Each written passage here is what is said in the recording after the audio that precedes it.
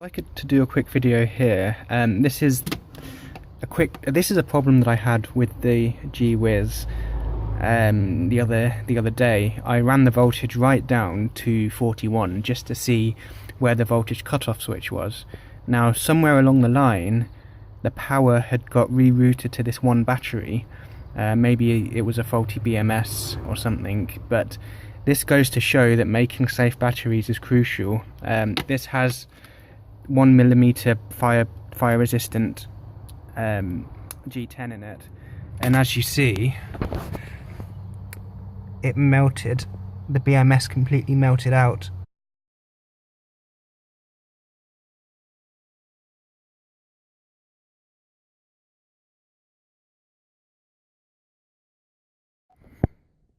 So here I have just completed the second distribution setup. I've added in the old one too, I've added these 35 amp fuses in light of what happened with the BMS on the damaged battery pack. So this battery pack itself could handle the amps, but what I feel that happened was that when I ran the voltage so low and there was hardly any amps left in some of the packs, those packs shut down and transferred all the amperage to one battery, and that's how the BMS burnt out. So I was quite lucky there, and I noticed it and took care of it. So doing it this way, I've got 35 amp fuses in there, which is the rated continuous for the BMS. So if there is any imbalance of power, it will just simply blow a fuse rather than cause any major issues.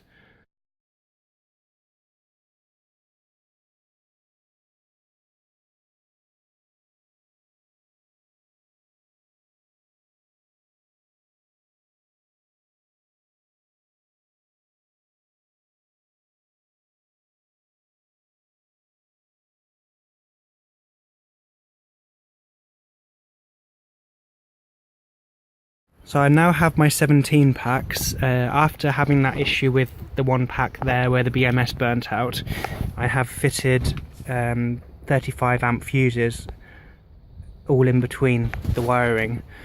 So it's still a bit messy at the minute. I haven't decided how I'm going to finish the setup, but it works for now. We have another set of cable coming up there, 0 gauge, and then I have the other set coming to this bank. So they're split into two distribution boxes in there and down here. So the draw should be relatively even throughout both banks. Now what I'm also debating on doing is connecting the two distribution blocks together so that they all run together. But we'll see. But this is about 400 and something amp hours of battery power now, so I should expect to get around 100-mile range out of this. The reason why I've put the fuses in as well is because the battery pack that I blew the BMS on, I suspect that I ran the voltage down too low where some of the packs lost their capacity and put everything onto the one pack and burnt the BMS out. So I've just taken precautions now, so I've got 35 amp fuses. If any of those blow, I'll know there's something wrong. And I've got my 12 volt auxiliary battery just there for the time being until I get some kind of DC converter installed again. And otherwise, that's all fitted and it is ready for testing. Now once I receive the other battery, I'll be able to do some full range testing and see just how many miles I can do on it. Now the next step is to get the second charger installed. At the moment there's just that one in there. What I'll have to look at is where I'm going to install them and how I'm going to fit the 108 amp charge capacity. So there we go, bit of view from behind, and yeah, things are progressing nicely, and the next step also is to see if I can get the battery cover to fit over that.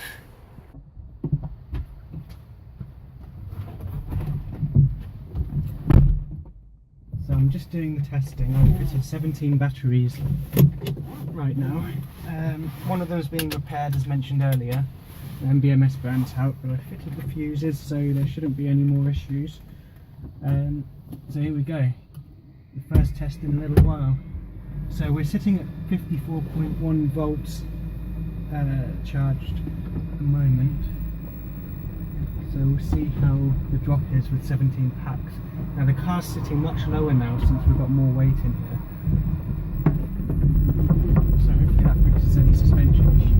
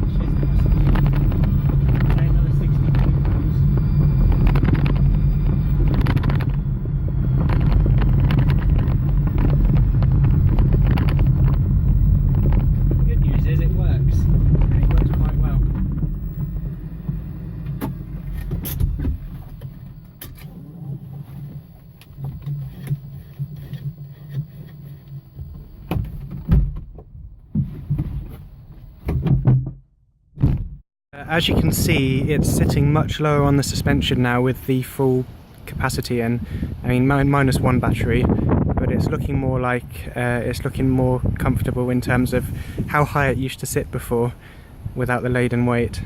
Now I'm still saving about 120 kilos as opposed to the lead acid, so that will be going into my sleeping pod trailer or anything for when I'm travelling.